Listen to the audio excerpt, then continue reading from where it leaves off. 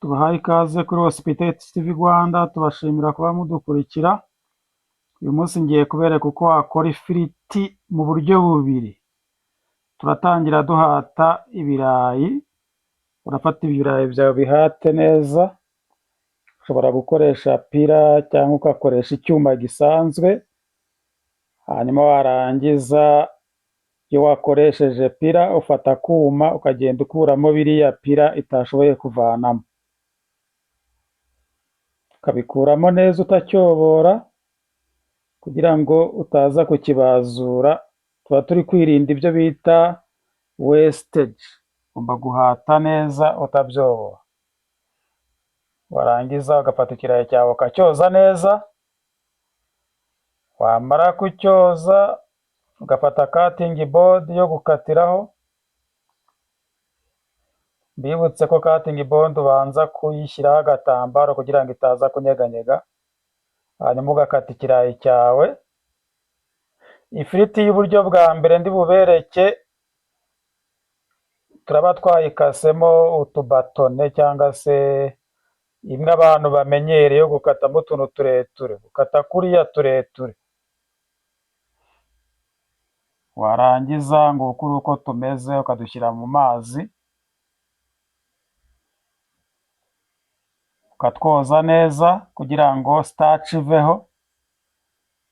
Tugiye gukoresha friteze. Urafata friteze uyicomeke.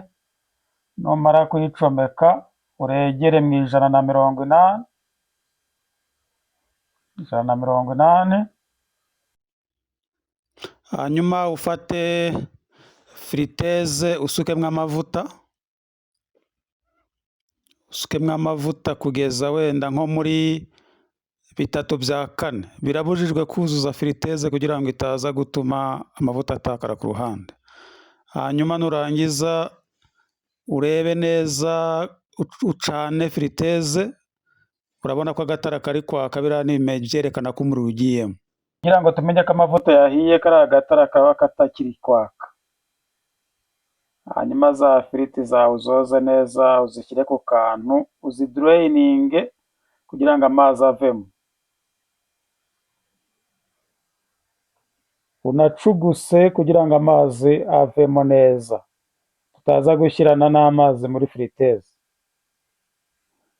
Urabona ko amavuta yacu ari gushyuha, agatara kazimye. Igisigaye ni ugufata kariya kabasikete ko muri friteze ugashyiramo za firiti, ugakuramo amazi yaba yasigayemo, warangiza ugatereka mu mavuta ashyushye. Urabona ko turambitse mu mavuta ashyushye, twatangiye kuziteka. Hanyuma iyo zigiye gushya uzivanamo, ukaba uretse gato, ibyo bita poaching. Wajya gusavinga ukongera ukazisubiza mu mavuta, noneho zigahita zishya uhita uzitanga. Bateka ifiriti icyiciro cya mbere, ibyo bita poaching. Hanyuma warangiza ukongera ukazisubiza mu mavuta ugiye guhita uzitanga. Noneho ufata akantu warambitsemo igipapuro uzisukeho, kugira ngo cya gipapuro kize kudufasha gukamuramo amavuta. Akantu warambitsemo igipapuro uzisukeho, cya gipapuro kiradufasha gukamuramo amavuta. Hanyuma urabona ko ifiriti zacu zimeze neza. Ucopinge uduperisire two kuzinyanyagizaho. Ni byiza ko ugiye gusavinga ifiriti zigishyushye, ucopinga uduperisire ukanyanyagizaho n'umunyu, warangiza ugacugusa kugira ngo perisire n'umunyu bifateho neza. Urazicopinga zinoge neza, zinoge kugira ngo zize kugaragara ko ari dutoya ku ifiriti.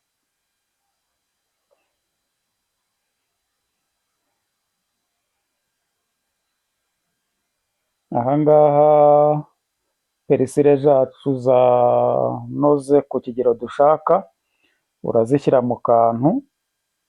Hanyuma nurangiza uze kuzifata uzinyanyagize hejuru ya ya firiti. unyanyagize hejuru ya ya firiti, nurangiza kunyanyagiza hejuru ucuguse kugira ngo byivange, ushyiremo n'akunyu. Iyi firiti irimo perisile n'akunyu iba iryoshye cyane, ujye uyikora gutya iba iryoshye. Uburyo bwa kabiri, urahata ibirayi nanone nk'uko twabibonye, numara guhata ikirayi ugihate neza, ukuremo twa tundi, ukuramo amaso, ucyoze neza, numara kucyoza ugikatemo udukibe. Ushobora kugikatamo udukibe cyangwa se ukagikata nka kwa kundi twakase utubatone ku ifiriti za mbere. Aha ngaho turakatamo udukibe, ukatemo udukibe, ntabwo ari ngombwa ngo buri gihe ujye uhora ukata ifiriti mu buryo bumwe, mujye muteka ifiriti mu buryo butandukanye. Hanyuma nurangiza kuri ubu buryo bwa kabiri, urashyushya amazi, ushyiremo umunyu, ukamuriremo n'indimu, za firiti tubanze tuzitogose. Turabanza tuzitogose. Impamvu tugiye kuzitogosa, tukaba dushyizemo amazi mu gasafuriya, tugashyiramo n'umunyu n'indimu, ni ukugira ngo zize gushya zidafite amabara, nta mabara zigira. Hanyuma nurangiza ufate za firiti zawe wakasemo udukibe, uzitogose akanya gatoya. Nubona bigiye kubira urazikuramo. Amavuta nayo twayashyuhije, ubwa mbere twakoresheje firiteze, ubu ndakoresha uburyo busanzwe bwo guteka ifiriti mu isafuriya, kugira ngo byose ubisobanukirwe, umenye uko wateka ifiriti mu isafuriya mu gihe waba udafite firiteze, kuko abantu bose ntabwo bagira firiteze. Ubu buryo ni ubwo guteka ifiriti noneho mu isafuriya.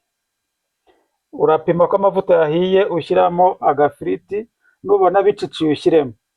Ubwo amavuta araba yahiye, turashyiramo ifiriti zacu, amavuta yahiye. Mu gihe amavuta n'ifiriti biri gushya, urafata agapapuro ushyire mu gasorori aho uri buzarurire. Nurangiza urebe ko zahiye, urakanda wumve, uzireke zishye neza kugeza zirerembye hejuru. Urabona hariya ziri kureremba, ni ikimenyetso cyerekana ko zahiye. Hanyuma uzarure muri ka gasorori washyizemo igipapuro, kugira ngo igipapuro kidufashe gukamuramo amavuta. Ubu buryo bwa kabiri murabona ko ifiriti isa neza, ntabwo yigeze ihindura ibara. Mu gihe mu buryo bwa mbere ifiriti isa nk'aho ifite utuntu tw'utubarabara.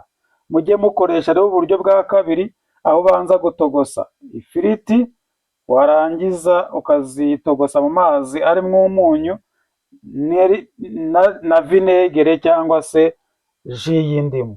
Zivamo zisa neza cyane, nta tubarabara zifite. Murakoze cyane kuba mukurikira Hospitality TV Rwanda, mukore subscribe, musharinge n'amavideo, naho muri video z'ubutaha.